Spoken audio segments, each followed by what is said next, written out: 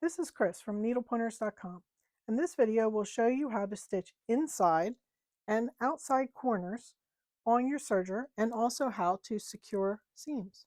Before I get started here, I wanted to tell you we created a book of 12 easy sewing patterns, and it's available for free through our website.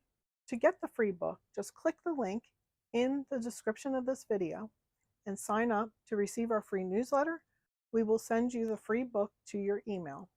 The two basic serger stitches are the 4-thread and the 3-thread overlock stitches. The number of threads you use depends on the type of fabric and the seam you are sewing. If you look inside the seams of most garments purchased at the store, you will find the overlock stitch. The overlock stitch keeps the seams from fraying while washing or during use. For this tutorial, I have my threads as different colors, and they match the colors on the front of my machine.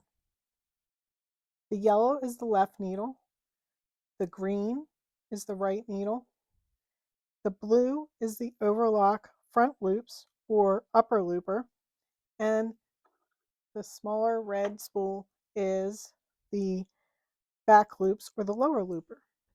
When stitching with your overlocker, you would normally use the same color thread on all four, but I wanted to have the different colors to show you. The 4-thread overlock seam is the seam you would use to construct most garments.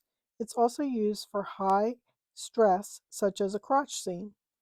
It's a wide and very sturdy seam, and it consists of 2 lines of straight stitching and then the overlock front and back. The 3-thread seam will be used for light or medium weight fabrics and to construct seams on knit fabrics. It can also be used to overcast and finish raw edges. This stitch can be made wider by using the left needle or narrower by using the right needle. And as you can see, the stitch looks pretty much very similar, except there's only one line of stitching here, and I used the right needle for this sample.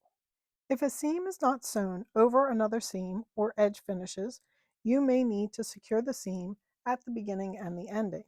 When you want to secure a seam, take the first few stitches into your fabric until you take one stitch onto the fabric. Then lift your presser foot and wrap the end around to the front and in front of the cutter. Put your presser foot back down and continue stitching down the seam. To finish the seam at the end, stitch until you're one stitch off the edge of the fabric. Raise your presser foot and gently pull the fabric off the little point, and then flip your fabric over and then stick it under your presser foot just in front of the needles.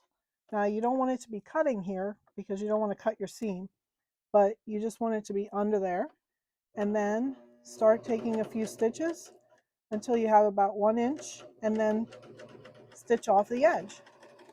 So here's your finished end, and here's the secured beginning. See? Next, I'm going to show you how to stitch outside corners without cutting off the seam. So for this, we just have the fabric, and I have 2 layers together here, and I'm just going to start stitching under. Stitch along until you get to the end. Stitch 2 stitches off the end. You're going to lift the foot up, release your stitches out, and swing it around and slide it under the foot, and with the top edge is like right up to the needles, and then start stitching down the next side. We'll do that one more time. Stitch a couple stitches off the end, lift the presser foot, release it off the little point, and swing them around, and you might have to shimmy it a little bit back and forth. And put it underneath the foot so that the previous side you stitched is very close to where the needles are, and start stitching again. And there you can see we went around the corner and there's just a little bit extra on the corners. And that's what you're going to end up with when you do this method. For this next method, this is for a 5/8 seam allowance, and I will be trimming 1/4 inch off as I sew along. So in order to prep for doing this, when you go around the corner, you're not going to be able to cut the corner off like you usually do as you're trimming here. You won't be able to trim this. So you have to trim off 1/4 inch for a little bit, an inch or so down the following side. And then that will allow you to turn and then continue sewing and have the seam trimmed off. So down the side, trimming 1/4 inch off. So again, you stop when you're about 2 stitches off the end.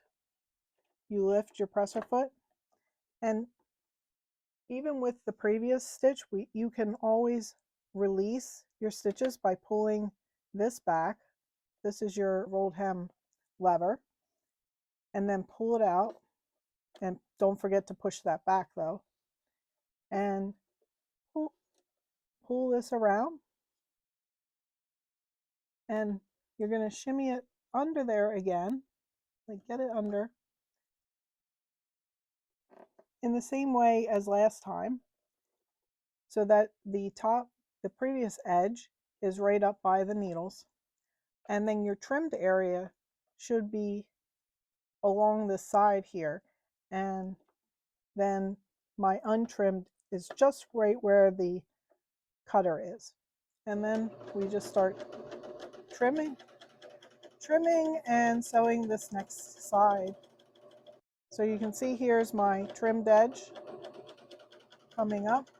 I'm going to go a couple stitches off the edge, lift the presser foot, pull the release lever, and I'm able to pull out a little bit, put the release lever back, stick the fabric under again, and put it down, and start sewing.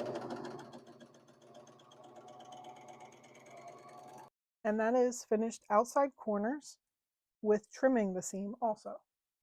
So the last thing is you have an inside corner that you need to sew.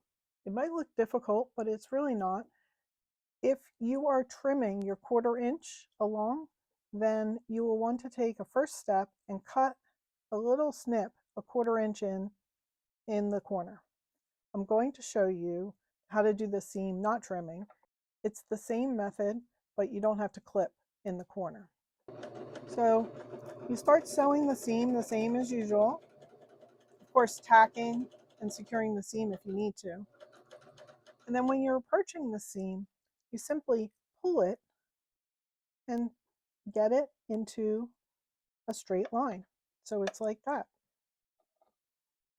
And then continue sewing and just sew right over that corner and to the end. And then you can see when you open it up, you have a nice corner and it's sewn. Now I'm only using 1 layer of fabric on this, but you would normally have 2 because you would be sewing something together. But it's the same method, no matter if you have 1 or 2. I hope you enjoyed learning about the different overlock stitches and how to secure the seams. Like and share our videos, and if you're not a subscriber, subscribe to our channel so you won't miss future videos.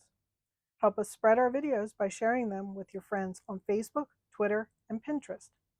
Visit our website, needlepointers.com, for lots of other tutorials and free projects. While you're there, sign up for our free weekly newsletter so you won't miss new tutorials. Happy serging!